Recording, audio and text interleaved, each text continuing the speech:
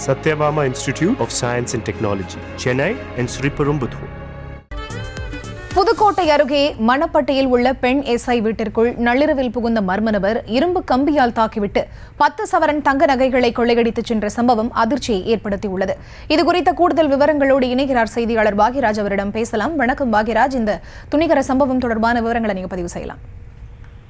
புதுக்கோட்டை அருகே மணப்பட்டியில் வசித்து வரும் திருமயம் அனைத்து மகளிர் காவல் நிலையத்தில் உதவி ஆய்வாளராக சுமையா பானு என்பவர் பணியாற்றி வருகிறார். இவர் இவருடைய கணவர் நாகசுந்தரம் திருமயத்தில் உள்ள பெல் நிறுவனத்தில் பணியாற்றி வரும் நிலையில் வீட்டிற்குள் நள்ளிரவில் வீட்டின் பின்பக்க கதையை உடைத்துக் கொண்டு புகுந்த மர்ம நபர்கள் முதலில் சுமையா பானுவை தாக்கியுள்ளனர்.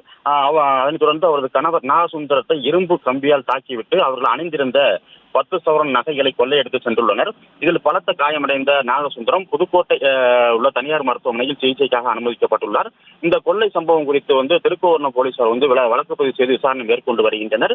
புதுக்கோட்டை அருகே எஸ்ஐ வீட்டில் நடைபெற்ற இந்த கொள்ளை சம்பவம் பெரும் பரபரப்பை ஏற்படுத்தியிருக்கிறது.